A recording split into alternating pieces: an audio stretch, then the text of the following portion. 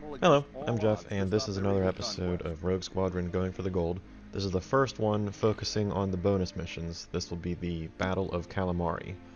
This is really just a brutally difficult mission, so let's go ahead and jump into it.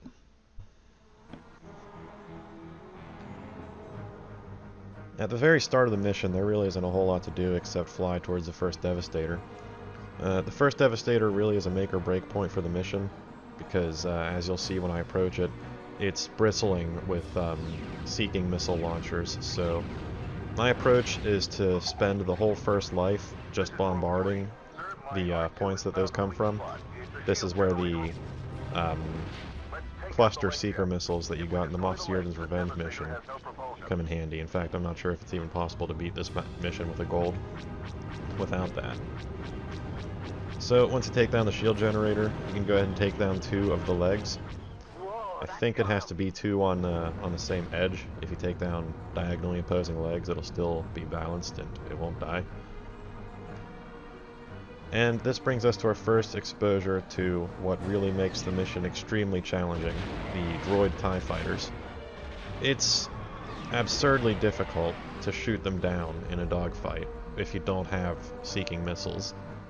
And you only have a limited number of the cluster seeking missiles, so what you really have to try and do is see if you can get 2 or 3 droids at a time with a single batch. It's very possible if they're all in front of you and you just fire straight forward. The missiles are usually intelligent enough about how they split up, but you just have to be very careful not to waste any missiles or not to lose that second life before you run out of missiles. Just got to make sure you put them all to good use, basically. Another note on the devastators: when you have to take out the legs, if you try to take out the front ones, you will be within range of a lot of the laser cannons on the side, but the rear ones are comparatively easier to take down.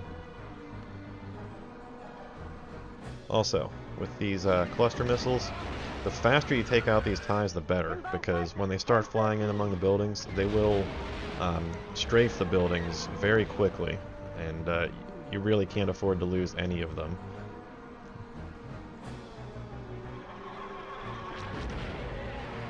I was very fortunate there to be able to get a melee kill, still have 2 of these missiles left. That helps a lot in the final encounter, where there's a lot of those droid TIEs.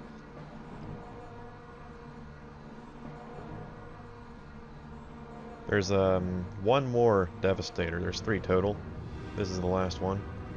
And the first one is the only one that had those missile turrets. So that's why I think that the first one really is the make or break for the level. Oh, and be careful not to get sucked up into the vacuum here, because it's not too hard to get out of it, but if you're caught off guard, you might panic and swerve into the ship or something. It's not the way to do it. Right, so with the Devastators gone, there's just one great TIE battle left, and as you can see, those civilian buildings go fast, so you really have to be on your A game and take out the TIEs as quickly as possible. There you can see I got 2, and now time to reload by way of respawning.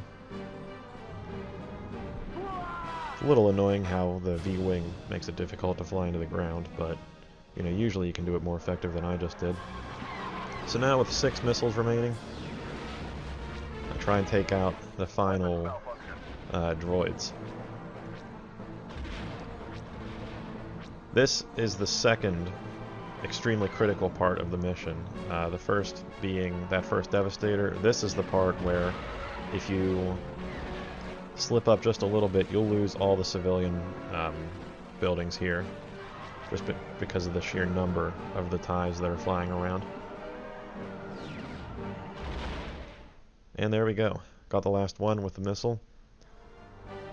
Also, if you run out of missiles, it takes forever to shoot down the droids. But I want you to know, we saved another world from the Empire. We did well here today. Let's go home.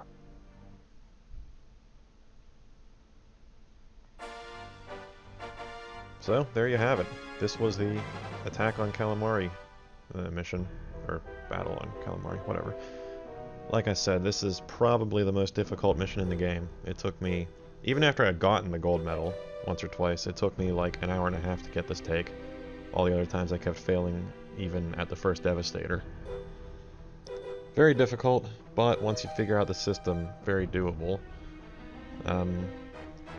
That's pretty much all I have to say about it. The other 3 bonus missions are going to be a lot easier, so stay tuned for those to come out shortly.